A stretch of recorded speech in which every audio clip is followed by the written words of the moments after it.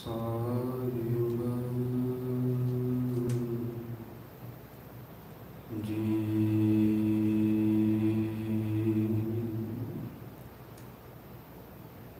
हे प्राणनाथ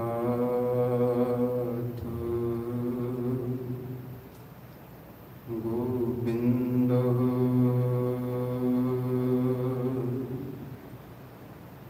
कृपा निधान जगन गुरु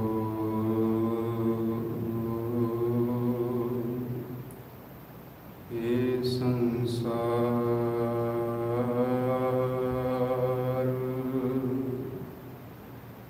ताप हरण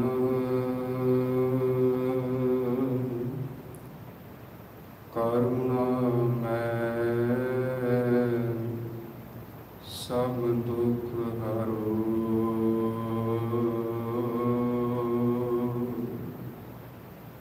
हे शरण जोग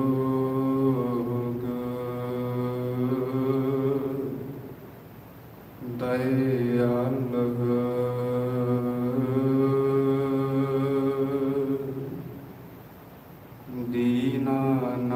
दीनानाथ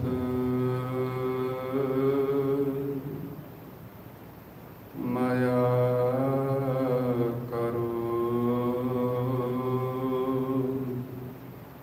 शरीर स्वस्थ क्षीण समय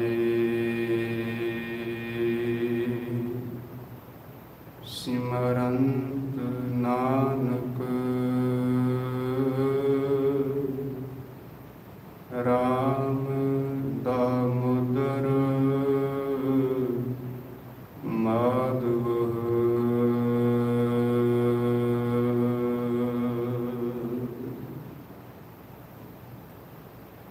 परम सन्मानयोग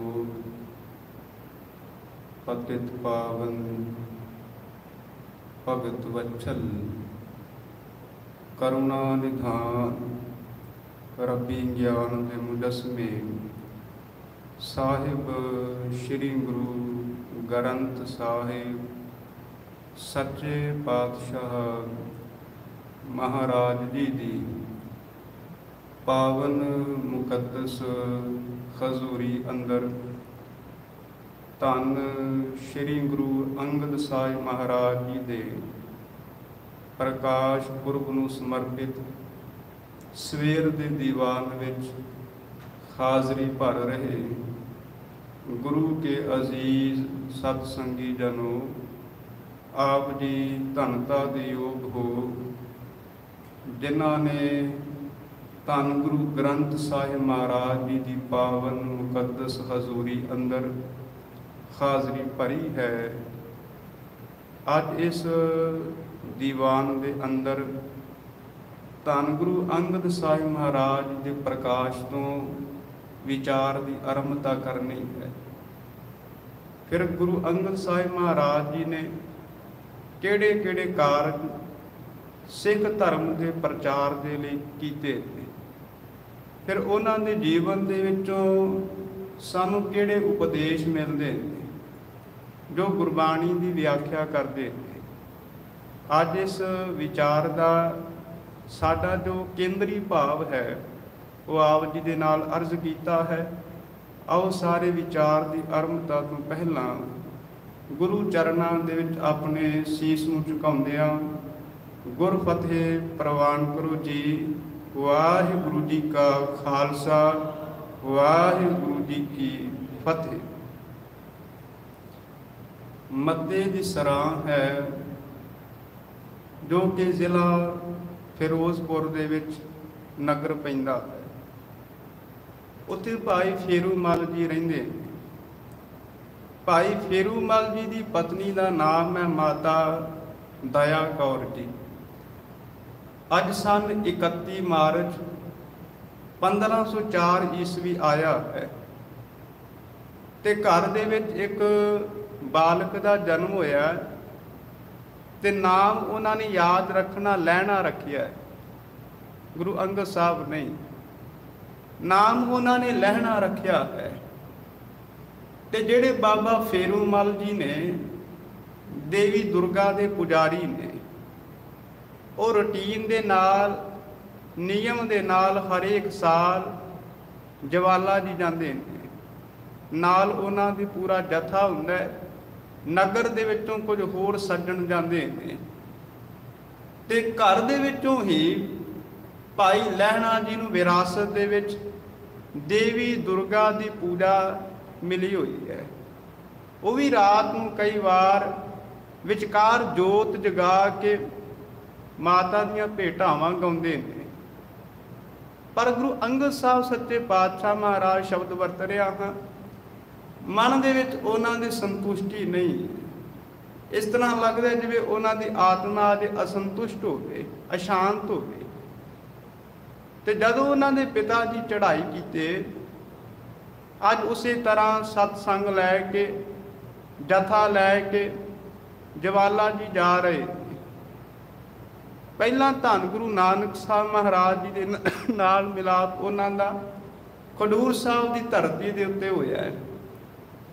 ਜਦੋਂ ਗੁਰੂ ਨਾਨਕ ਸਾਹਿਬ ਮਹਾਰਾਜ 1517 ਈਸਵੀ ਦੇ ਵਿੱਚ ਯਾਤਰਾ ਕਰਦਿਆਂ ਕਰਦਿਆਂ, ਉਦਾਸੀ ਕਰਦਿਆਂ ਕਰਦਿਆਂ ਖਡੂਰ ਦੀ ਧਰਤੀ ਤੇ ਪਹੁੰਚੇ ਸਨ, ਕਿਉਂਕਿ ਖਡੂਰ ਸਾਹਿਬ ਨਗਰ ਪਹਿਲਾਂ ਵਸ ਚੁੱਕਿਆ ਹੈ। ਇਹ ਜਿਹੜਾ ਨਗਰ ਹੈ, ਇਸ ਦੀ ਸਥਾਪਨਾ ਗੁਰੂ ਅੰਗਦ ਸਾਹਿਬ ਨੇ ਨਹੀਂ ਕੀਤੀ। ਇਹ ਨਗਰ ਪਹਿਲਾਂ ਹੀ ਵਸਿਆ ਹੋਇਆ ਹੈ, ਲੋਕ ਉੱਥੇ ਰਹਿੰਦੇ ਨੇ। ਤੇ ਗੁਰੂ ਨਾਨਕ ਸਾਹਿਬ ਮਹਾਰਾਜ ਜੀ ਬੀਬੀ ਵਿਰਾਈ ਜੀ ਦੇ ਘਰ ਦੇ ਵਿੱਚ ਟਿਕੇ ਹੋਏ ਸਨ, ਜੋ ਕਿ ਚੌਧਰੀ ਤਖਤ ਮਲ ਦੀ ਬੇਟੀ ਹੈ।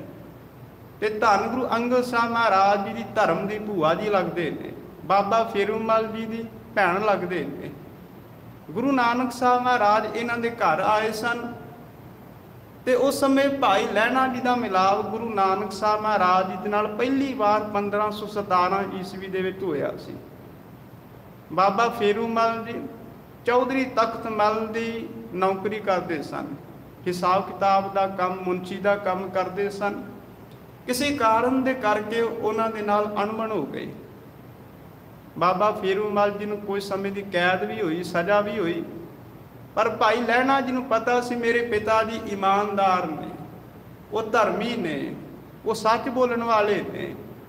ਉਹਨਾਂ ਨੇ ਬਾਬਾ ਤਖਤ ਮਲ ਦੀ ਬੇਟੀ ਬੀਬੀ ਵਿਰਾਈ ਜੀ ਦੇ ਨਾਲ ਗੱਲ ਕੀਤੀ। ਕਹਿਣ ਲੱਗੇ ਮੇਰੇ ਪਿਤਾ ਜੀ ਦਾ ਕੋਈ ਦੋਸ਼ ਨਹੀਂ ਹੈ, ਉਹ ਨਿਰਦੋਸ਼ ਨੇ, ਤੇ ਮੈਂ ਚਾਹੁੰਦਾ ਫਿਰ ਦੁਬਾਰਾ ਹਿਸਾਬ ਕਿਤਾਬ ਹੋਵੇ।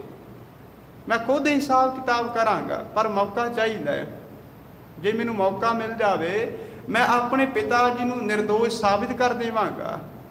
ਭਾਈ ਲਹਿਣਾ ਜੀ ਨੇ ਹਿਸਾਬ ਕਿਤਾਬ ਕੀਤਾ ਤੇ ਬਾਬਾ ਫੇਰੂਮਲ ਜੀ ਸੁਰਖਰੂ ਹੋ ਗਏ। ਉਹਨਾਂ ਨੂੰ ਬਾ ਇੱਜ਼ਤ ਬਰੀ ਕੀਤਾ ਗਿਆ।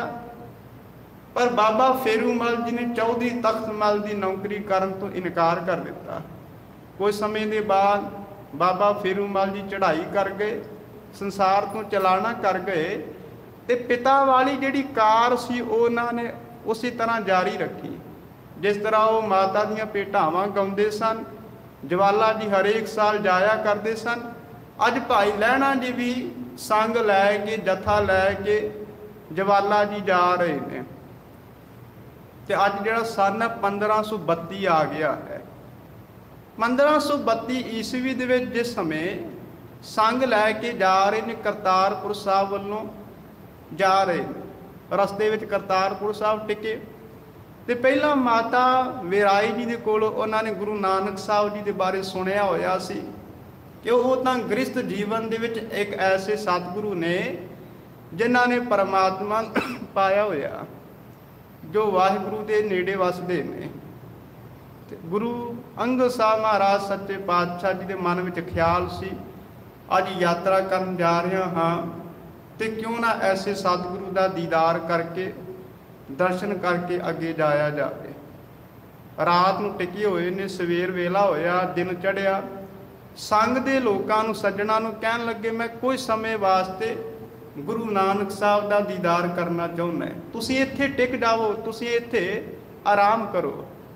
ਭਾਈ ਲਹਿਣਾ ਜੀ ਜਾ ਰਹੇ ਨੇ, ਘੋੜੀ ਦੇ ਉੱਪਰ ਸਵਾਰ ਨੇ, ਘਰੋਂ ਚੰਗੇ ਧਨਾੜ ਨੇ, ਚੰਗਾ ਉਹਨਾਂ ਦਾ ਵਪਾਰ ਚੱਲਦਾ ਹੈ।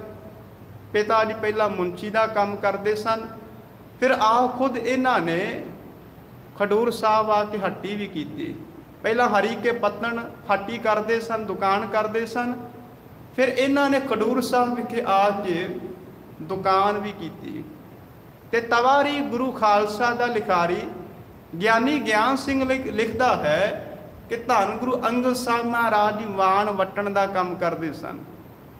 ਦੋ ਤਰ੍ਹਾਂ ਦੀ ਕਿਰਤ, ਵਪਾਰ ਵੀ ਕਰਦੇ ਸਨ, ਦੁਕਾਨਦਾਰੀ ਵੀ ਕਰਦੇ ਸਨ ਤੇ ਵਾਣ ਵਟਣ ਦਾ ਕੰਮ ਵੀ ਕਰਦੇ ਸਨ। ਆਪ ਜੀ ਸਮਝਦੇ ਹੋ ਵਾਣ ਵਟਣਾ, ਜੋ ਰੱਸੀ ਪੁਰਾਣੇ ਸਮੇਂ ਦੇ ਅੰਦਰ ਪੁਰਾਣੇ ਮੰਜੇ ਹੋਇਆ ਕਰਦੇ ਸਨ, ਉਹ ਵਾਣ ਵਟਣ ਦਾ ਕੰਮ ਗੁਰੂ ਅੰਗਦ ਸਾਹਿਬ ਜੀ ਕਰਦੇ ਸਨ। ਕਿਰਤਕਾਰ ਉਹ ਖੁਦ ਕਰਦੇ ਸਨ। ਕਦੇ ਉਹਨਾਂ ਨੇ ਸੰਗਤ ਦਾ ਧਨ ਲੈ ਕੇ ਐਸ਼ਵਰਜ ਦਾ ਜੀਵਨ ਬਤੀਤ ਨੇ ਕੀਤਾ ਕਿ ਸੰਗਤ ਦੀ ਜਿਹੜੀ ਭੇਟਾ ਆਉਂਦੀ ਹੈ ਉਸ ਦੇ ਨਾਲ ਮਹਿਲ ਮਾੜੀਆਂ ਬਣਾ ਲਈਆਂ ਤੇ ਆਰਾਮ ਕਰਨ ਲੱਗ ਪਏ।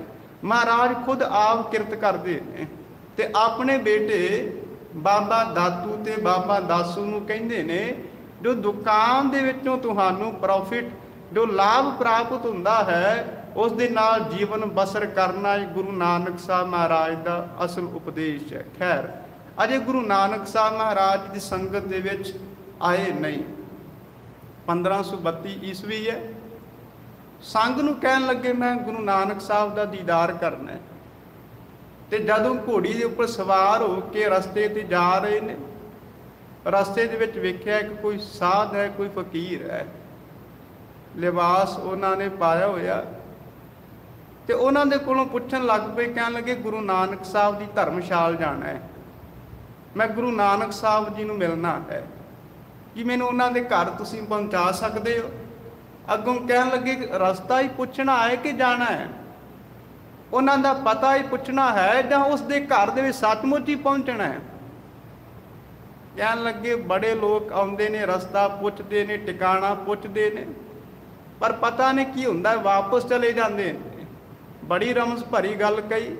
ਕਹਿਣ ਲੱਗੇ ਅੱਜ ਤੈਨੂੰ ਮੈਂ ਪਹੁੰਚਾ ਹੀ ਦੇਣਾ ਹੈ, ਤੈਨੂੰ ਦੱਸਣਾ ਨਹੀਂ। ਤੇ ਉਹ ਖੁਦ ਗੁਰੂ ਨਾਨਕ ਸਾਹਿਬ ਸਨ।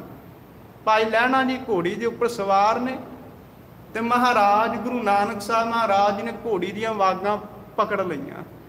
ਘੋੜੀ ਦੀਆਂ ਵਾਗਾਂ ਫੜ ਕੇ ਆਪ ਖੁਦ ਮਹਾਰਾਜ ਅੱਗੇ ਅੱਗੇ ਜਾ ਰਹੇ ਨੇ ਤੇ ਭਾਈ ਲਹਿਣਾ ਜੀ ਘੋੜੀ ਦੇ ਉੱਪਰ ਸਵਾਰ ਨੇ। ਜਦੋਂ ਧਰਮਸ਼ਾਲ ਆਈ ਤੇ ਗੁਰੂ ਨਾਨਕ ਸਾਹਿਬ ਮਹਾਰਾਜ ਜੀ ਕਹਿੰਦੇ ਨੇ ਉਸ ਕਿੱਲੇ ਦੇ ਨਾਲ ਘੋੜੀ ਨੂੰ ਬੰਨ੍ਹ ਕੇ ਅੰਦਰ ਆ ਜਾਓ। ਅੰਦਰ ਆਏ। ਗੁਰੂ ਨਾਨਕ ਸਾਹਿਬ ਮਹਾਰਾਜ ਜੀ ਉਸੇ ਅੱਜ ਤਖਤ ਦੇ ਉੱਪਰ ਬੈਠੇ ਹੋਏ ਨੇ, ਗੱਦੀ ਦੇ ਉੱਪਰ ਬੈਠੇ ਹੋਏ ਨੇ ਜਿੱਥੇ ਬੈਠ ਕੇ ਉਪਦੇਸ਼ ਕਰਦੇ ਸਨ। ਭਾਈ ਲਹਿਣਾ ਜੀ ਬੜੇ ਸ਼ਰਮਸਾਰ ਹੋਏ, ਬੜੇ ਦੁਖੀ ਹੋਏ। ਕਹਿਣ ਲੱਗੇ ਗੁਰੂ ਨਾਨਕ ਸਾਹਿਬ ਜੀ ਦੇ ਕੋਲੋਂ ਮੈਂ ਸੇਵਾ ਲਈ, ਉਹਨਾਂ ਨੂੰ ਪਛਾਣ ਨਾ ਸਕਿਆ। ਪਹਿਲਾਂ 1517 ਈਸਵੀ ਦੇ ਵਿੱਚ ਮਿਲੇ ਸਨ, ਅੱਜ 1532 ਈਸਵੀ ਆ ਗਈ, ਤਕਰੀਬਨ 15 ਸਾਲ ਗੁਜ਼ਰ ਚੁੱਕੇ ਨੇ। ਇੰਨਾ ਵਕਵਾ ਪੈ ਗਿਆ। ਕਾਰਨ ਇਹ ਸੀ ਕਿ ਗੁਰੂ ਨਾਨਕ ਸਾਹਿਬ ਮਹਾਰਾਜ ਜੀ ਦਾ ਜਿਹੜਾ ਦਾੜਾ ਸੀ ਪਹਿਲਾਂ ਕਾਲਾ ਸੀ, 15 ਸਾਲਾਂ ਦੇ ਬਾਅਦ ਦਾੜਾ ਚਿੱਟਾ ਹੋ ਗਿਆ।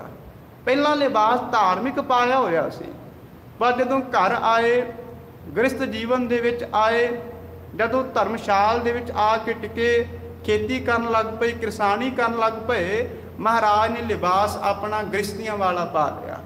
ਭਾਈ ਗੁਰਦਾਸ ਸਾਹਿਬ ਜੀ ਕਹਿੰਦੇ ਨੇ ਬਾਬਾ ਆਇਆ ਕਰਤਾਰਪੁਰ, ਭੇਖ ਉਦਾਸੀ ਸਕਲ ਉਤਾਰਾ, ਪਹਿਰ ਸੰਸਾਰੀ ਕੱਪੜੇ ਮੰਜੀ ਬੈਠ ਕੀਆ ਅਵਤਾਰਾ। ਗੁਰੂ ਨਾਨਕ ਸਾਹਿਬ ਮਹਾਰਾਜ ਜਿੱਥੇ ਜਾਂਦੇ ਸਨ ਆਪਣਾ ਲਿਬਾਸ ਉਸੇ ਤਰ੍ਹਾਂ ਦਾ ਪਾ ਲੈਂਦੇ ਸਨ। ਭਾਈ ਲਹਿਣਾ ਜੀ ਦੇ ਕੋਲੋਂ ਗੁਰੂ ਨਾਨਕ ਸਾਹਿਬ ਪਛਾਣੇ ਨਹੀਂ ਗਏ। ਕਹਿਣ ਲੱਗੇ ਮਹਾਰਾਜ ਬੜੀ ਅਵੱਗਿਆ ਹੋਈ ਹੈ, ਤੁਹਾਡੀ ਮੈਂ ਬੜੀ ਬੇਅਦਬੀ ਕੀਤੀ ਹੈ, ਮੈਂ ਖਿਮਾ ਚਾਹੁੰਦਾ। ਗੁਰੂ ਨਾਨਕ ਸਾਹਿਬ ਮਹਾਰਾਜ ਮੁਸਕਰਾ ਪਏ, ਹੱਸ ਪਏ। ਕਹਿਣ ਲੱਗੇ ਤੁਹਾਡਾ ਨਾਮ ਕੀ ਹੈ? ਹੱਥ ਜੋੜ ਕੇ ਕਹਿਣ ਲੱਗੇ ਮੇਰਾ ਨਾਮ ਲਹਿਣਾ ਹੈ। ਹਜ਼ੂਰ ਕਹਿਣ ਲੱਗੇ ਫਿਰ ਕੀ ਹੋਇਆ, ਜੇ ਨਾਮ ਲਹਿਣਾ ਹੈ, ਜਿਹੜੇ ਲੈਣ ਵਾਲੇ ਹੁੰਦੇ ਨੇ, ਲਹਿਣੇਦਾਰ ਹੁੰਦੇ ਨੇ, ਉਹ ਹਮੇਸ਼ਾ ਘੋੜੀਆਂ ਦੇ ਉੱਪਰ ਚੜ੍ਹ ਕੇ ਆਇਆ ਕਰਦੇ ਨੇ। ਤੁਸੀਂ ਸਾਡੇ ਕੋਲੋਂ ਕੁਝ ਲੈਣਾ ਹੈ ਤੇ ਆਪਾਂ ਤੁਹਾਨੂੰ ਕੁਝ ਦੇਣਾ ਹੈ, ਇਸ ਕਰਕੇ ਰੋਸ ਨਾ ਕਰੋ, ਸ਼ਰਮਸਾਰ ਨਾ ਹੋ, ਤੁਸੀਂ ਠੀਕ ਜਗ੍ਹਾ ਦੇ ਆਏ ਹੋ। ਤੇ 1532 ਈਸਵੀ ਤੋਂ ਲੈ ਕੇ 1539 ਤੱਕ 7 ਸਾਲ ਜੋ ਗੁਰੂ ਅੰਗਦ ਸਾਹਿਬ ਮਹਾਰਾਜ ਨੇ ਭਾਈ ਲਹਿਣਾ ਜੀ ਨੇ ਘਾਲਣਾ ਘਾਲੀ, ਇਤਿਹਾਸ ਦੇ ਵਿੱਚ ਐਸਾ ਜ਼ਿਕਰ ਕਿਤੇ ਨਹੀਂ ਆਉਂਦਾ। अमीर घराने का कोई व्यक्ति होवे, खत्तरी खानदान के नाल संबंध रखता होवे। गुरु अंगद साहब महाराज जी गोद के 63 ने। उस समय वर्ण आश्रम वंड के अनुसार उच्ची जात खत्तरी जात के नाल संबंध रखते हैं। फिर घरों ही कोई बहुते गरीब नहीं, कोई कंगाल नहीं, चंगा व्यापार है, चंगी दुकानदारी चलती है, चंगी इलाके दे विच इज्जत है, सन्मान है। सारा कुछ त्याग के गुरु नानक साहब महाराज जी की शरण दे विच सेवक वाला जीवन बतीत किया। ते 7 साल दे विच वो उन्होंने घालना घाली। इतिहास दे विच 7-8 सानू तकरीबन साखियां मिलदियां ने जो गुरु अंगद साहब महाराज जी ने घालना घाली है। भावें कि होर भी बहुत सारिया परीक्षावां होईयां होणगियां, पर इतिहास में सारिया उन्होंने घटनावां का जिक्र नहीं होता। क्या जाता है कि धर्मशाल जो करतारपुर साहब है, वो पहला धर्मशाल कच्ची होया करती सी। दीवारां उसदियां कंधां सारियां मिट्टी दियां कच्चियां होया करदियां सन। ते रात नूं कहा जाता बड़ी तेज बारिश आई, हवा आई, सियाल का मौसम, सर्दी का मौसम, ते दीवार डिग पई, कंध डिग पई।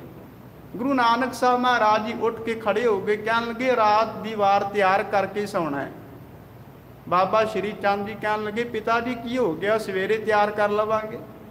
बाबा बुढ़ा साहब जी, भाई अजिता जी, भाई सधारण जी, होर जिहड़े सिख सन, हजूरी सिख सन, कहने लगे महाराज सवेरे किसी राज मिस्त्री नूं बुला लवांगे, राज मिस्त्री नूं बुला के कंध दीवार तैयार कर लवांगे, सवेर दा तुसीं समा उड़ीक लवो।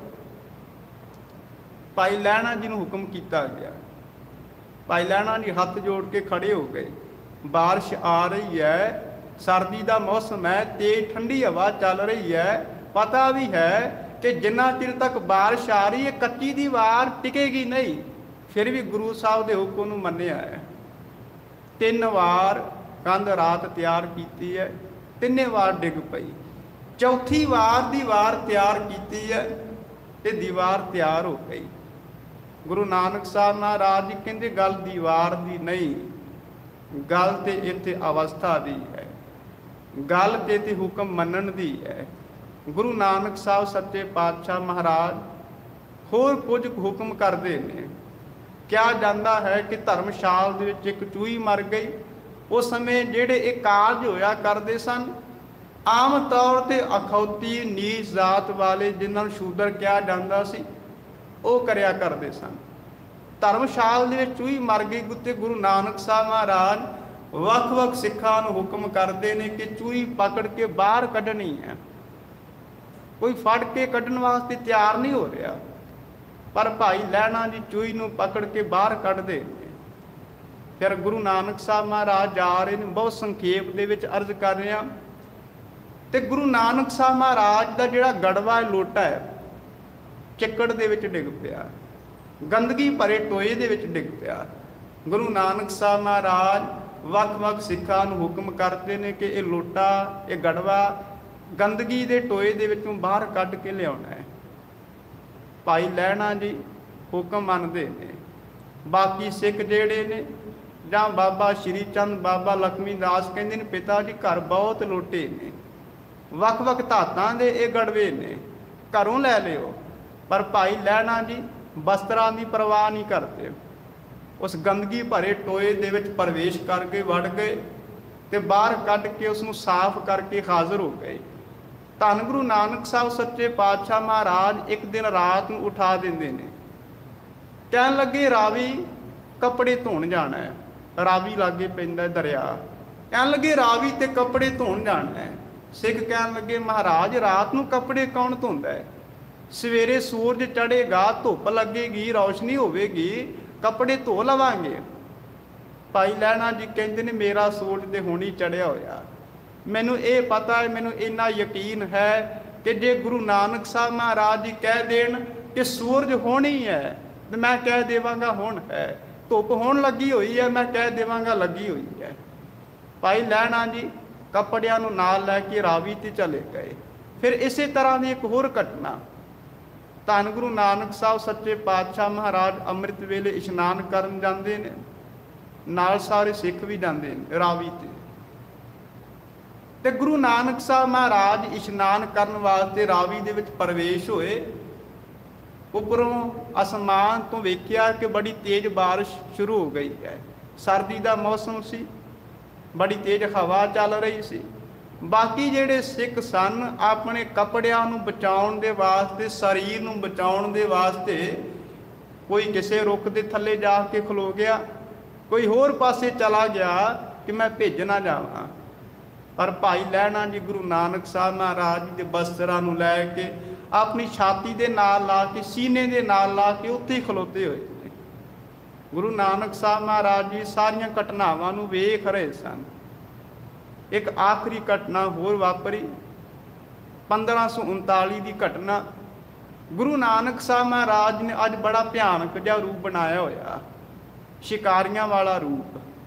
ਹੱਥ ਦੇ ਵਿੱਚ ਇੱਕ ਸੋਟਾ ਫੜਿਆ ਹੋਇਆ, ਨਾਲ ਆਪਣੇ ਕੁੱਤੇ ਰੱਖ ਲਏ, ਤੇ ਗੁਰੂ ਨਾਨਕ ਸਾਹਿਬ ਮਹਾਰਾਜ ਜੀ ਜੰਗਲ ਦੇ ਵੱਲ ਦੌੜੇ ਜਾ ਰਹੇ ਨੇ ਬੜੀ ਤੇਜ਼ੀ ਦੇ ਨਾਲ। ਤੇ ਬਾਕੀ ਜਿਹੜੇ ਸਿੱਖ ਨੇ ਪਿੱਛੇ ਪਿੱਛੇ ਆ ਰਹੇ ਨੇ, ਪਤਾ ਨਹੀਂ ਕੀ ਹੋ ਗਿਆ। ਗੁਰੂ ਨਾਨਕ ਸਾਹਿਬ ਮਹਾਰਾਜ ਜੀ ਕਿਸੇ ਸਿੱਖ ਦੇ ਸਿਰ ਦੇ ਉੱਪਰ ਕੁਤਕਾ ਮਾਰ ਕੇ, ਸੋਟਾ ਮਾਰ ਕੇ ਕਹਿੰਦੇ ਨੇ ਵਾਪਸ ਚਲਾ ਜਾ। ਕਿਸੇ ਨੂੰ ਥੋੜਾ ਜਿਹਾ ਗੁੱਸੇ ਵਿੱਚ ਬੋਲ ਕੇ ਕਹਿੰਦੇ ਨੇ ਮੇਰੇ ਪਿੱਛੇ ਨਾ ਆ, ਵਾਪਸ ਚਲਾ ਜਾ। ਕੋਈ ਸਿੱਖ ਸੁਣ ਕੇ ਵਾਪਸ ਚਲਾ ਗਿਆ। ਫਿਰ ਇਤਿਹਾਸ ਕਹਿੰਦਾ ਗੁਰੂ ਨਾਨਕ ਸਾਹਿਬ ਮਹਾਰਾਜ ਜੀ ਨੇ ਆਪਣੇ ਥੈਲੇ ਦੇ ਵਿੱਚੋਂ ਸੋਨੇ ਦੀਆਂ ਮੋਹਰਾਂ ਕੱਢੀਆਂ। ਮੋਹਰਾਂ ਕੱਢ ਕੇ ਜਦੋਂ ਜ਼ਮੀਨ ਤੇ ਸੁੱਟੀਆਂ ਤੇ ਕੁਝ ਕੁ ਸਿੱਖ ਉਹਨਾਂ ਮੋਹਰਾਂ ਨੂੰ ਫੜ ਕੇ ਵਾਪਸ ਚਲੇ ਗਏ। ਕਿਸੇ ਨੇ ਕਿਸੇ ਦੇ ਉੱਪਰ ਮਾਇਆ ਨੇ ਪ੍ਰਭਾਵ ਪਾ ਲਿਆ, ਤੇ ਕੋਈ ਜਿਹੜਾ ਸਿੱਖ ਹੈ ਗੁਰੂ ਨਾਨਕ ਸਾਹਿਬ ਮਹਾਰਾਜ ਦੇ ਥੋੜੇ ਜਿਹੇ ਗੁੱਸੇ ਭਰੇ ਸ਼ਬਦਾਂ ਨੂੰ ਸੁਣ ਕੇ ਵਾਪਸ ਚਲਾ ਗਿਆ ਕਿ ਮਹਾਰਾਜ ਤੇ ਗੁੱਸੇ ਹੋ ਰਹੇ ਨੇ, ਬੜੇ ਕ੍ਰੋਧ ਵਿੱਚ ਬੋਲ ਰਹੇ ਨੇ। ਪਰ ਭਾਈ ਲਹਿਣਾ ਜੀ ਪਿੱਛੇ ਨਹੀਂ ਹਟੇ। ਥੋੜੇ ਜਿਹੇ ਸਿੱਖ ਰਹਿ ਗਏ ਨੇ, ਬਾਬਾ ਬੁੱਢਾ ਸਾਹਿਬ ਜੀ ਤੇ ਭਾਈ ਲਹਿਣਾ ਜੀ। ਫਿਰ ਰਸਤੇ ਤੇ ਜਾਂਦਿਆਂ ਜਾਂਦਿਆਂ ਵੇਖਿਆ ਹੈ ਕਿ ਇੱਕ ਸਰੀਰ ਹੈ ਜੋ ਥੱਲੇ ਲੇਟਿਆ ਹੋਇਆ, ਉਹ ਮ੍ਰਿਤਕ ਸਰੀਰ ਜਾਪ ਰਿਹਾ ਸੀ। ਉਸ ਸਰੀਰ ਦੇ ਉੱਪਰ ਚਿੱਟੇ ਰੰਗ ਦਾ, ਸਫੇਦ ਰੰਗ ਦਾ ਕਫਨ ਪਿਆ ਹੋਇਆ ਸੀ, ਕੱਪੜਾ ਪਿਆ ਹੋਇਆ ਸੀ। ਤੇ ਗੁਰੂ ਨਾਨਕ ਸਾਹਿਬ ਮਹਾਰਾਜ ਜੀ ਸਿੱਖਾਂ ਨੂੰ ਹੁਕਮ ਕਰਦੇ ਨੇ ਕਿ ਮੁਰਦਾ ਛਕਣਾ ਹੈ, ਮੁਰਦਾ ਖਾਣਾ ਹੈ। ਬਾਕੀ ਸਿੱਖ ਕਹਿੰਦੇ ਨੇ ਮਹਾਰਾਜ ਮੁਰਦਾ ਕੌਣ ਖਾਂਦਾ ਹੈ? ਮੁਰਦੇ ਨੂੰ ਤਾਂ ਜਲਾਈਦਾ ਹੈ, ਮੁਰਦੇ ਨੂੰ ਤੇ ਸਾੜੀਦਾ ਹੈ, ਮੁਰਦਾ ਕਿਵੇਂ ਖਾ ਸਕਦੇ ਹਾਂ? ਬਾਬਾ ਸ਼੍ਰੀ ਚੰਦ ਨੇ ਜਵਾਬ ਦੇ ਦਿੱਤਾ, ਬਾਬਾ ਲਖਮੀ ਚੰਦ ਜੀ ਨੇ ਜਵਾਬ ਦੇ ਦਿੱਤਾ, ਬਾਕੀ ਸਿੱਖਾਂ ਨੇ ਜਵਾਬ ਦੇ ਦਿੱਤਾ। ਭਾਈ ਲਹਿਣਾ ਜੀ ਨੂੰ ਹੁਕਮ ਕੀਤਾ ਗਿਆ, ਹੱਥ ਜੋੜ ਕੇ ਕਹਿੰਦੇ ਨੇ ਮਹਾਰਾਜ ਮੈਂ ਤੇ ਤੁਹਾਡੇ ਹੁਕਮ ਦੀ ਉਡੀਕ ਕਰ ਰਿਹਾ ਕਿ ਕਿਸ ਪਾਸੇ ਵੱਲੋਂ ਸ਼ੁਰੂ ਕਰਾਂ, ਸਿਰ ਵਾਲੇ ਪਾਸੋਂ ਸ਼ੁਰੂ ਕਰਾਂ ਜਾਂ ਪੈਰਾਂ ਵਾਲੇ ਪਾਸਿਓਂ ਸ਼ੁਰੂ ਕਰਾਂ। ਜਦੋਂ ਉਸ ਕੱਪੜੇ ਨੂੰ ਉਠਾਇਆ ਗਿਆ, ਚੁੱਕਿਆ ਗਿਆ, ਇਹ ਇਤਿਹਾਸ ਕਹਿੰਦਾ ਉਹ ਦੇਗ ਸੀ, ਉਹ ਮ੍ਰਿਤਕ ਸਰੀਰ ਨਹੀਂ ਸੀ। ਵੇਖਣ ਨੂੰ ਜਾਪ ਰਿਹਾ ਸੀ ਕਿ ਮ੍ਰਿਤਕ ਸਰੀਰ ਹੈ, ਪਰ ਅਸਲ ਵਿੱਚ ਉਹ ਕੜਾਹ ਪ੍ਰਸ਼ਾਦ ਦੀ ਦੇਗ ਸੀ। ਪਰ ਧੰਨ ਗੁਰੂ ਨਾਨਕ ਸਾਹਿਬ ਮਹਾਰਾਜ ਜੀ ਇਹ ਪ੍ਰੀਖਿਆ ਲੈ ਰਹੇ ਸਨ ਕਿ ਕਿਹੜਾ ਸਿੱਖ ਹੈ ਜੋ ਗੁਰੂ ਦੇ ਹੁਕਮ ਨੂੰ ਮੰਨਦਾ ਹੈ। ਇਹ ਹੁਕਮ ਮੰਨਣ ਦਾ ਅਰਥ ਕੋਈ ਗੁਲਾਮੀ ਨਹੀਂ ਹੁੰਦਾ ਕਿ ਜਿਹੜਾ ਹੁਕਮ ਨੂੰ ਮੰਨਦਾ ਹੈ ਉਹ ਗੁਲਾਮ ਹੋਵੇਗਾ। ਇੱਥੇ ਤਾਂ ਗੁਰੂ ਅੰਗਦ ਸਾਹਿਬ ਮਹਾਰਾਜ ਜੀ ਕਹਿੰਦੇ ਨੇ ਆਪ ਗਵਾਏ ਸੇਵਾ ਕਰੇ ਤਾਂ ਕਿਛ ਪਾਏ ਮਾਨ, ਨਾਨਕ ਜਿਸ ਨੂੰ ਲੱਗਾ ਤਿਸ ਮਿਲੈ, ਲੱਗਾ ਸੋ ਪਰਵਾਨ। ਐਸੀ ਸੇਵਾ ਦੇ ਕਰਕੇ ਭਾਈ ਲਹਿਣਾ ਜੀ ਨੂੰ ਗੁਰੂ ਨਾਨਕ ਸਾਹਿਬ ਮਹਾਰਾਜ ਜੀ ਨੇ ਕਿਹਾ ਸੀ ਕਿ ਤੁਸੀਂ ਅੱਜ ਮੇਰੇ ਸਰੀਰ ਦਾ ਹੀ ਹਿੱਸਾ ਹੋ ਗਏ ਹੋ।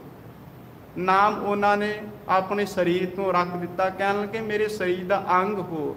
ਅੰਗ ਤੋਂ ਕਹਿਣ ਲੱਗੇ ਤੁਸੀਂ ਅੰਗਦ ਹੋ, ਲਹਿਣੇ ਤੋਂ ਅੰਗਦ ਬਣ ਗਏ।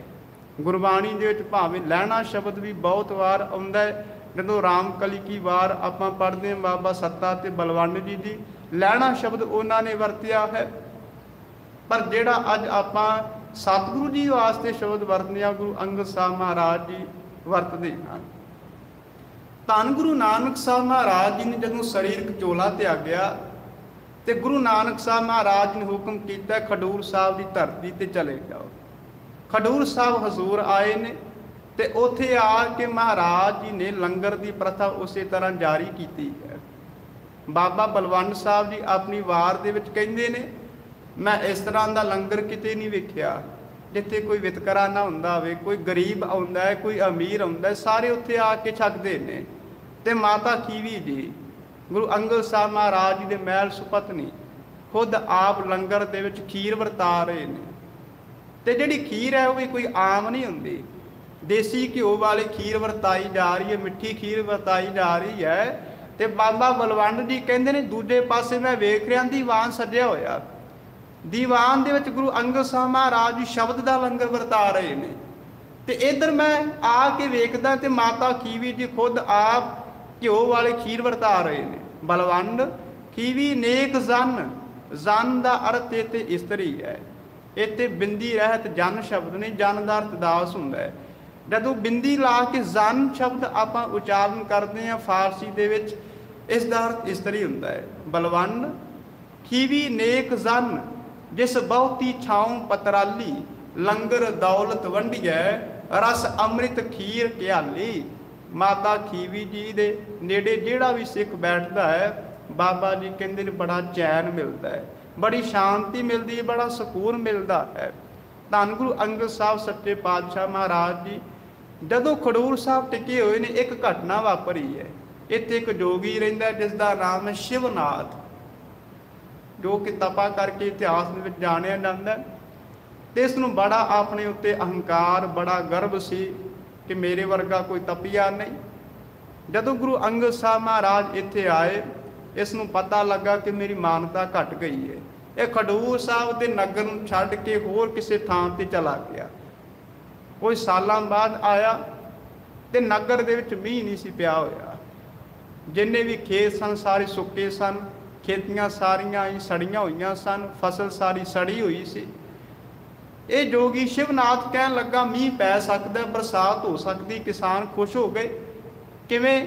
कहन लगा जे गुरु अंगद साहब ने इस नगर तो बाहर कढ़ दिओ मींह पै सकदा है। किसान पहला मन्ने ने, फिर जज्बाती हो गए, मनन वास्ते तैयार हो गए। कहन लगे जे इन्हां दे नगर विचों बाहर जाण दे नाल मींह पै सकदा है ते आपां इन्हां नूं पहलां बेनती कर देने कि इत्थों चले जाओ। ना मनणगे आपां फिर थोड़ा जिहा गुस्से दे नाल कहांगे साडे नगर नूं छड्ड जाओ। सारे लोग इकट्ठे हो के गुरु अंगद साहब नूं कहंदे नगर छड्ड जाओ। महाराज चले गए, मींह फिर नहीं पिया। शिवनाथ तपा फिर थोड़ा जिहा टाल मटोला करन लग पिया। कहन लगा कि इन्ना चिर गुरु अंगद साहब महाराज नगर विच टिके हुए सन ते जिहड़े मेरे जंतर मंत्र ने वो भी निष्फल हो गए ने। मैं बड़ी कोशिश करके वेखी है पर अजे भी इन्हां दा प्रभाव इत्थे नगर विच पिया होया। कोई सालां दे बाद नगर दे विचों प्रभाव हटेगा, तुहाडे नगर विच मींह पै जावेगा। गुरु अमरदास महाराज बासरके दी धरती तो आए ते आके शिवनाथ तपे नूं पहलां थोड़ा जिहा क्रोध विच बोले ने। कहन लगे ऐसे सतगुरु की तुसीं तौहीन कीती है, बेअदबी कीती है। फिर बाकी सिखां नूं भी कहिंदे ने कि शिवनाथ तपे नूं सज़ा देनी चाहिए है। अचानक उन्हां दे मुखार बिंद तो शब्द निकले। कहन लगे शिवनाथ तपे नूं जिस जिस पैली दे विच, जिस जिस जमीन ते घसीटिया जाएगा उत्थे उत्थे बारिश होवेगी, मींह होवेगी। शिवनाथ तपे नूं घसीटिया गया, बारिश भी फिर उस तो बाद हुई। धन गुरु अंगद साहब सच्चे पातशाह महाराज जी ने फिर भी रज़ा दे विच रहण दे बारे उपदेश दिता कि मालक की रज़ा दे विच सानू राजी रहना चाहिए है, परमात्मा के हुक्म की अदुली नहीं करनी चाहिए। क्योंकि गुरु नानक साहब महाराज सानू हुक्म करके गए ने कि जो तुध भावै साई भली कार, तू सदा सलामत निरंकार। खडूर साहब की धरती तो 3 मीलों की दूरी के उत्ते सिख रहिंदे ने। उन्हां सिखां दा नाम जीवा ते जिवाई है। रोज़ खिचड़ी तैयार करके लियाया करते सन। एक दिन लेट हो गए, बहुत ज़्यादा मींह आ रहा सी, तूफान आ रहा सी, जिस करके चुल्हे दे विच अग ना बाल सके। हथ जोड़ के अरदास करन लग पे, महाराज तुसीं आप खुद किरपा करके साडे कोलों सेवा लै लवो, ये बरसात हट जावे, तूफान हट जावे। जदों महाराज के दरबार में आए खसूर ने ਹੁਕਮ ਕੀਤਾ ਕਿ ਅਰਦਾਸ ਐਸੀ ਨਹੀਂ ਹੋਣੀ ਚਾਹੀਦੀ ਜੋ ਹੁਕਮ ਦੀ ਅਦੂਲੀ ਕਰਦੀ ਹੋਵੇ। ਪਰਮਾਤਮਾ ਦੇ ਅੱਗੇ ਜੇ ਅਰਦਾਸ ਕਰਨੀ ਹੈ ਉਹ ਵੀ ਹੁਕਮ ਦੇ ਵਿੱਚ ਹੋਣੀ ਚਾਹੀਦੀ ਹੈ। ਮਹਾਰਾਜ ਕਿੰਨਾ ਵਾਹਿਗੁਰੂ ਦੇ ਹੁਕਮ ਨੂੰ ਮੰਨਦੇ ਸਨ ਕਿ ਆਪਣੇ ਸਿੱਖਾਂ ਨੂੰ ਵੀ ਉਪਦੇਸ਼ ਕਰਦੇ ਨੇ ਕਿ ਪਰਮਾਤਮਾ ਦੇ ਹੁਕਮ ਤੋਂ ਵਿਰੁੱਧ ਅਰਦਾਸ ਵੀ ਨਾ ਹੋਵੇ। ਫਿਰ ਮਹਾਰਾਜ ਜੀ ਦੀ ਸ਼ਰਨ ਦੇ ਵਿੱਚ ਭਾਈ ਮਾਲੂ ਸ਼ਾਹ ਜੀ ਆਏ ਨੇ, ਇੱਕ ਸਿੱਖ ਦਾ ਨਾਮ ਹੈ, ਫੌਜੀ ਸਨ, ਸਿਪਾਹੀ ਸਨ। ਕਹਿਣ ਲੱਗੇ ਮਹਾਰਾਜ ਮੈਂ ਮੁਗਲਾਂ ਦੀ ਨੌਕਰੀ ਛੱਡ ਦੇਣੀ ਹੈ। ਕਿਉਂ? ਕਹਿਣ ਲੱਗੇ ਮੈਂ ਮੁਗਲਾਂ ਦੀ ਨੌਕਰੀ ਨਹੀਂ ਕਰਨੀ, ਬੜੇ ਅਤਿਆਚਾਰ ਕਰਦੇ ਨੇ, ਬੜਾ ਜ਼ੁਲਮ ਕਰਦੇ ਨੇ। ਤੇ ਗੁਰੂ ਅੰਗਦ ਸਾਹਿਬ ਮਹਾਰਾਜ ਜੀ ਕਹਿੰਦੇ ਨੇ ਕਿ ਜੇ ਸਾਰੀ ਸੈਨਾ ਜ਼ੁਲਮ ਕਰਦੀ ਹੋਵੇ, ਅਤਿਆਚਾਰ ਕਰਦੀ ਹੋਵੇ, ਇਸ ਦਾ ਅਰਥ ਇਹ ਨਹੀਂ ਕਿ ਤੁਸੀਂ ਵੀ ਅਤਿਆਚਾਰੀ ਹੋ ਗਏ, ਤੁਸੀਂ ਵੀ ਜ਼ੁਲਮੀ ਹੋ ਗਏ। ਮਨ ਦੇ ਵਿੱਚ ਇਹ ਧਾਰਨ ਕਰੋ, ਕਿਸੇ ਦੇ ਉੱਪਰ ਤਲਵਾਰ ਧੱਕਾ ਕਰਨ ਵਾਸਤੇ ਨਹੀਂ ਚੁੱਕਣੀ, ਜ਼ਬਰ ਕਰਨ ਵਾਸਤੇ ਨਹੀਂ ਚੁੱਕਣੀ। ਤੇ ਜਿਹੜਾ ਸਾਹਮਣੇ ਕੋਈ ਜ਼ਬਰ ਕਰਨ ਵਾਲਾ ਚੜ ਕੇ ਆ ਰਿਹਾ, ਪਹਿਲਾਂ ਪਿਆਰ ਨਾਲ ਸਮਝਾਇਓ, ਨਾ ਸਮਝੇ ਫਿਰ ਤਲਵਾਰ ਨੂੰ ਚੁੱਕਣਾ ਜਾਇਜ਼ ਹੈ। ਇਹੀ ਹੁਕਮ ਧੰਨ ਗੁਰੂ ਗੋਬਿੰਦ ਸਿੰਘ ਸੱਚੇ ਪਾਤਸ਼ਾਹ ਮਹਾਰਾਜ ਕਰਦੇ ਨੇ। ਚੁੰਕਾਰ ਅਜ਼ ਹਮਾ ਹੀਲ ਤੇ ਦਰ ਗੁਜ਼ਸਤ, ਹਲਾਲ ਅਸਤ ਬੁਰਦਨ ਬ ਸ਼ਮਸ਼ੀਰ ਅਸਤ। ਖਡੂਰ ਸਾਹਿਬ ਦੀ ਧਰਤੀ ਤੇ ਰਹਿ ਕੇ ਮਹਾਰਾਜ ਨੇ ਬੜੇ ਵੱਡੇ ਕਾਰਜ ਕੀਤੇ ਨੇ। ਪਹਿਲਾ ਕਾਰਜ ਇਹ ਕੀਤਾ, ਮਹਾਰਾਜ ਨੇ ਗੁਰਮੁਖੀ ਦਾ ਪ੍ਰਚਾਰ ਕੀਤਾ। ਬਾਲ ਬੋਧ ਜਿਹੜੇ ਕਾਇਦੇ ਨੇ ਮਹਾਰਾਜ ਨੇ ਤਿਆਰ ਕਰਵਾਏ ਨੇ, ਉਹ ਕਾਇਦੇ ਤਿਆਰ ਕਰਵਾ ਕੇ ਬੱਚਿਆਂ ਦੇ ਵਿੱਚ ਵੰਡੇ ਨੇ। ਤੇ ਗੁਰਮੁਖੀ ਲਿਪੀ ਦਾ ਜਿਹੜਾ ਪ੍ਰਚਾਰ ਹੈ ਗੁਰੂ ਅੰਗਦ ਸਾਹਿਬ ਮਹਾਰਾਜ ਨੇ ਬੜੀ ਵੱਡੀ ਪੱਧਰ ਤੇ ਕੀਤਾ ਹੈ। ਗੁਰੂ ਨਾਨਕ ਸਾਹਿਬ ਮਹਾਰਾਜ ਦੀ ਬਾਣੀ ਦੀਆਂ ਪੋਥੀਆਂ, ਭਗਤ ਸਾਹਿਬਾਨ ਦੀ ਬਾਣੀਆਂ ਦੀਆਂ ਪੋਥੀਆਂ, ਬਾਕੀ ਜਿਹੜੀਆਂ ਪੋਥੀਆਂ ਨੇ ਉਹ ਵੀ ਤਿਆਰ ਕਰਵਾਈਆਂ ਨੇ, ਤਿਆਰ ਕਰਵਾ ਕੇ ਸੰਗਤਾਂ ਦੇ ਵਿੱਚ ਵੰਡੀਆਂ। ਫਿਰ ਦੂਜਾ ਜਿਹੜਾ ਮਹਾਰਾਜ ਦੇ ਜੀਵਨ ਦੇ ਵਿੱਚੋਂ ਸਾਨੂੰ ਸੰਦੇਸ਼ ਮਿਲਦਾ ਹੈ, ਉਪਦੇਸ਼ ਮਿਲਦਾ ਹੈ, ਉਹ ਇਹ ਸਰੀਰ ਨੂੰ ਤੰਦਰੁਸਤ ਰੱਖਣਾ, ਅਰੋਗ ਰੱਖਣਾ। ਮਹਾਰਾਜ ਨੇ ਖਡੂਰ ਸਾਹਿਬ ਦੀ ਧਰਤੀ ਦੇ ਉੱਪਰ ਹੀ ਮੱਲ ਅਖਾੜਾ ਤਿਆਰ ਕਰਵਾਇਆ। ਮੱਲ ਅਖਾੜੇ ਦੇ ਵਿੱਚ ਸ਼ਾਮ ਦੇ ਵਕਤ ਮਹਾਰਾਜ ਆਪਣੇ ਸਿੱਖਾਂ ਨੂੰ ਵਰਜਿਸ਼ ਕਰਵਾਉਂਦੇ ਨੇ, ਕਸਰਤ ਕਰਵਾਉਂਦੇ ਨੇ। ਆਪ ਖੁਦ ਮਹਾਰਾਜ ਉੱਥੇ ਖੜੇ ਹੁੰਦੇ ਨੇ, ਵੇਖਦੇ ਨੇ ਕਿ ਕਿਹੜਾ ਸਿੱਖ ਹੈ ਜੋ ਜ਼ਿਆਦਾ ਬਲਵਾਨ ਹੈ, ਜੋ ਜ਼ਿਆਦਾ ਤਕੜਾ ਹੈ। ਉਸੇ ਸਮੇਂ ਹੁਮਾਯੂੰ ਬਾਦਸ਼ਾਹ ਆਇਆ ਸੀ। ਹੁਮਾਯੂੰ ਬਾਦਸ਼ਾਹ ਨੇ ਆ ਕੇ ਆਪਣਾ ਰੋਬ ਦਿਖਾਉਣ ਦਾ ਯਤਨ ਕੀਤਾ ਸੀ ਕਿ ਮੈਂ ਬੜਾ ਵੱਡਾ ਬਾਦਸ਼ਾਹ ਹਾਂ, ਦਿੱਲੀ ਦੇ ਤਖਤ ਦਾ ਮਾਲਕ ਹਾਂ। ਕਹਿਣ ਲੱਗਾ ਮੇਰਾ ਵੀ ਇੱਥੇ ਬੜਾ ਸਤਿਕਾਰ ਅਦਬ ਹੋਵੇਗਾ। ਪਰ ਗੁਰੂ ਅੰਗਦ ਸਾਹਿਬ ਮਹਾਰਾਜ ਸੱਚੇ ਪਾਤਸ਼ਾਹ ਜੀ ਆਪਣੇ ਰੰਗ ਦੇ ਵਿੱਚ, ਪਰਮਾਤਮਾ ਦੇ ਰੰਗ ਦੇ ਵਿੱਚ ਹੀ ਖਲੋਤੇ ਹੋਏ ਨੇ। ਇਹ ਨਹੀਂ ਵੇਖਿਆ ਕਿ ਹੁਮਾਯੂੰ ਬਾਦਸ਼ਾਹ ਆਇਆ ਹੋਇਆ। ਤੇ ਅੱਗੋਂ ਹੁਮਾਯੂੰ ਬਾਦਸ਼ਾਹ ਗੁੱਸੇ ਹੋ ਗਿਆ, ਕ੍ਰੋਧਿਤ ਹੋ ਗਿਆ। ਕਹਿਣ ਲੱਗਾ ਕਿ ਤੁਸੀਂ ਮੇਰਾ ਸਤਿਕਾਰ ਨਹੀਂ ਕੀਤਾ, ਮੇਰਾ ਅਦਬ ਨਹੀਂ ਕੀਤਾ। ਤਲਵਾਰ ਕੱਢ ਲਈ, ਤਲਵਾਰ ਕੱਢ ਕੇ ਮਾਰਨ ਲੱਗਾ। ਧੰਨ ਗੁਰੂ ਅੰਗਦ ਸਾਹਿਬ ਮਹਾਰਾਜ ਜੀ ਨੇ ਮੁਖਾਰ ਬਿੰਦ ਦੇ ਵਿੱਚੋਂ ਬੋਲ ਕੇ ਕਹਿਣ ਲੱਗੇ, ਜੰਗ ਦੇ ਵਿੱਚ ਜਦੋਂ ਸ਼ੇਰ ਸ਼ਾਹ ਸੂਰੀ ਤੁਹਾਡੇ ਸਾਹਮਣੇ ਸੀ, ਉੱਥੇ ਤੇ ਤਲਵਾਰ ਨਹੀਂ ਚੱਲੀ, ਉੱਥੇ ਤੇਰਾ ਵਸ ਨਹੀਂ ਚੱਲਿਆ। ਉਸ ਕੋਲੋਂ ਹਾਰ ਕੇ ਤੂੰ ਵਾਪਸ ਆ ਗਿਆ, ਭੱਜ ਆਇਆ, ਦੌੜ ਆਇਆ। ਇੱਥੇ ਆ ਕੇ ਦਰਵੇਸ਼ਾਂ ਦੇ ਉੱਪਰ, ਫਕੀਰਾਂ ਦੇ ਉੱਪਰ ਤਲਵਾਰ ਚੁੱਕ ਰਿਹਾ। ਤੈਨੂੰ ਆਪਣੇ ਮਨ ਦੇ ਵਿੱਚ ਸ਼ਰਮ ਮਹਿਸੂਸ ਹੋਣੀ ਚਾਹੀਦੀ ਹੈ। ਬੜਾ ਸ਼ਰਮਸਾਰ ਹੋਇਆ, ਖਿਮਾ ਮੰਗੀ। ਕਹਿਣ ਲੱਗਾ ਮਹਾਰਾਜ ਗੁਸਤਾਖੀ ਹੋ ਗਈ, ਵਾਪਸ ਚਲਾ ਗਿਆ। ਧੰਨ ਗੁਰੂ ਅੰਗਦ ਸਾਹਿਬ ਮਹਾਰਾਜ ਜੀ ਨੇ ਇਸੇ ਧਰਤੀ ਦੇ ਉੱਪਰ ਧੰਨ ਗੁਰੂ ਨਾਨਕ ਸਾਹਿਬ ਮਹਾਰਾਜ ਸੱਚੇ ਪਾਤਸ਼ਾਹ ਮਹਾਰਾਜ ਜੀ ਦੀ ਜੀਵਨ ਗਾਥਾ ਲਿਖੀ ਹੈ, ਜਨਮ ਸਾਖੀ ਲਿਖੀ ਹੈ। ਭਾਈ ਲਾਲੂ ਜੀ ਨੂੰ ਉਹਨਾਂ ਨੇ ਨਨਕਾਣਾ ਸਾਹਿਬ ਦੀ ਧਰਤੀ ਤੇ ਤਲਵੰਡੀ ਭੇਜਿਆ ਸੀ। ਕਹਿਣ ਲੱਗੇ ਗੁਰੂ ਨਾਨਕ ਸਾਹਿਬ ਮਹਾਰਾਜ ਜੀ ਦੇ ਜਨਮ ਦੇ ਜੋ ਸਮਾਚਾਰ ਨੇ, ਜੋ ਘਟਨਾਵਾਂ ਨੇ, ਉਹ ਸਾਰੀਆਂ ਇਕੱਠੀਆਂ ਕਰਕੇ ਲੈ ਕੇ ਆਓ। ਫਿਰ ਉਹਨਾਂ ਨੂੰ ਲਿਖਤੀ ਰੂਪ ਦਿੱਤਾ ਗਿਆ, ਜਿਸ ਸਾਖੀ ਦਾ ਨਾਮ ਪੁਰਾਤਨ ਜਨਮ ਸਾਖੀ ਹੈ। ਭਾਵੇਂ ਅੱਜ ਉਹ ਮੂਲ ਰੂਪ ਦੇ ਵਿੱਚ ਸਾਖੀ ਸਾਨੂੰ ਮਿਲਦੀ ਨਹੀਂ ਹੈ, ਪਰ ਮਹਾਰਾਜ ਜੀ ਦੀ ਬੜੀ ਵੱਡੀ ਇਹ ਸਿੱਖਾਂ ਨੂੰ ਦੇਣ ਸੀ। ਹੋਰ ਵੀ ਹਜ਼ੂਰ ਨੇ ਬਹੁਤ ਸਾਰੇ ਕਾਰਜ ਕੀਤੇ ਨੇ ਜੋ ਕਿ ਇਤਿਹਾਸ ਦੇ ਵਿੱਚ ਦਰਜ ਨੇ। ਧੰਨ ਗੁਰੂ ਅੰਗਦ ਸਾਹਿਬ ਸੱਚੇ ਪਾਤਸ਼ਾਹ ਮਹਾਰਾਜ ਜੀ ਨੇ ਆਪ ਖੁਦ 63 ਸ਼ਲੋਕ ਉਚਾਰਨ ਕੀਤੇ ਨੇ, ਕੋਈ ਸ਼ਬਦ ਨਹੀਂ ਉਚਾਰਨ ਕੀਤਾ। 9 ਵਾਰਾਂ ਦੇ ਵਿੱਚ ਮਹਾਰਾਜ ਜੀ ਦੇ ਇਹ 63 ਸ਼ਲੋਕ ਦਰਜ ਨੇ। 3 ਵਾਰਾਂ ਗੁਰੂ ਨਾਨਕ ਸਾਹਿਬ ਮਹਾਰਾਜ ਜੀ ਦੀਆਂ, 3 ਵਾਰਾਂ ਗੁਰੂ ਅਮਰਦਾਸ ਮਹਾਰਾਜ ਜੀ ਦੀਆਂ ਤੇ 3 ਵਾਰਾਂ ਧੰਨ ਗੁਰੂ ਰਾਮਦਾਸ ਮਹਾਰਾਜ ਜੀ ਦੀਆਂ, ਜਿਨ੍ਹਾਂ ਦੇ ਵਿੱਚ ਧੰਨ ਗੁਰੂ ਅੰਗਦ ਸਾਹਿਬ ਮਹਾਰਾਜ ਜੀ ਦੇ 63 ਸ਼ਲੋਕ ਦਰਜ ਨੇ। 32 ਸ਼ਲੋਕ ਜਿਹੜੇ ਨੇ ਉਹ ਗੁਰੂ ਨਾਨਕ ਸਾਹਿਬ ਮਹਾਰਾਜ ਜੀ ਦੀਆਂ ਵਾਰਾਂ ਦੇ ਵਿੱਚ ਆਉਂਦੇ ਨੇ। ਮਾਝ ਕੀ ਵਾਰ ਹੈ, ਆਸਾ ਕੀ ਵਾਰ ਹੈ, ਮਲਾਰ ਕੀ ਵਾਰ ਹੈ, ਤੇ ਜਿਹੜੇ ਬਾਕੀ 19 ਸ਼ਲੋਕ ਨੇ, 19 ਸ਼ਲੋਕ ਧੰਨ ਗੁਰੂ ਅਮਰਦਾਸ ਮਹਾਰਾਜ ਜੀ ਦੀਆਂ ਵਾਰਾਂ ਦੇ ਵਿੱਚ ਨੇ। ਜਿਹੜੇ ਬਾਕੀ 12 ਸ਼ਲੋਕ ਨੇ ਉਹ ਗੁਰੂ ਰਾਮਦਾਸ ਮਹਾਰਾਜ ਜੀ ਦੀਆਂ ਵਾਰਾਂ ਦੇ ਵਿੱਚ ਨੇ। ਇਹ ਸਾਰੇ ਸ਼ਲੋਕ ਵਾਰਾਂ ਦੇ ਵਿੱਚ ਦਰਜ ਹੋ ਗਏ ਨੇ। ਫਿਰ ਅਖੀਰ ਤੇ ਸ਼ਲੋਕ ਵਾਰਾਂ ਤੇ ਵਧੀਕ ਦੇ ਸਰਲੇਖ ਅਧੀਨ ਕੋਈ ਵੀ ਗੁਰੂ ਅੰਗਦ ਸਾਹਿਬ ਮਹਾਰਾਜ ਜੀ ਦਾ ਸ਼ਲੋਕ ਨਹੀਂ ਹੈ, ਕਿਉਂਕਿ ਸਾਰੇ ਪਹਿਲਾਂ ਵਾਰਾਂ ਦੇ ਵਿੱਚ ਆ ਚੁੱਕੇ ਨੇ। ਤੇ ਉਹਨਾਂ ਸ਼ਲੋਕਾਂ ਦੇ ਵਿੱਚ ਜੋ ਹਜ਼ੂਰ ਨੇ ਸੰਦੇਸ਼ ਦਿੱਤਾ ਹੈ ਉਹ ਅੱਜ ਸਾਨੂੰ ਜ਼ਰੂਰ ਪੜ੍ਹਨਾ ਚਾਹੀਦਾ ਹੈ। ਉਸ ਬਾਣੀ ਨੂੰ ਜ਼ਰੂਰ ਇੱਕ ਵਾਰ ਪਾਠ ਕਰਨਾ ਚਾਹੀਦਾ ਹੈ ਕਿ ਗੁਰੂ ਅੰਗਦ ਸਾਹਿਬ ਮਹਾਰਾਜ ਨੇ ਸਾਨੂੰ ਕੀ ਸੰਦੇਸ਼, ਕੀ ਹੁਕਮ ਕੀਤਾ ਹੈ। ਹੋਈਆਂ ਬੇਅੰਤ ਭੁੱਲਾਂ ਦੀ ਖਿਮਾ।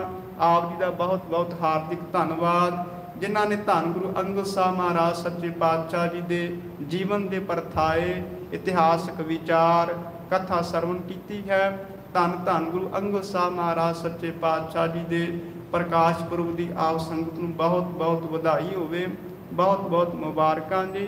ਧੰਨ ਗੁਰੂ ਅੰਗਦ ਸਾਹਿਬ ਮਹਾਰਾਜ ਕਿਰਪਾ ਕਰਨ, ਸਾਰਿਆਂ ਨੂੰ ਨਾਮ ਦੀ ਦਾਤ ਗੁਰਸਿੱਖੀ ਜੀਵਨ ਬਖਸ਼ਿਸ਼ ਕਰਨ। ਹੋਈਆਂ ਭੁੱਲਾਂ ਦੀ ਖਿਮਾ। ਵਾਹਿਗੁਰੂ ਜੀ ਕਾ ਖਾਲਸਾ, ਵਾਹਿਗੁਰੂ ਜੀ ਕੀ ਫਤਿਹ।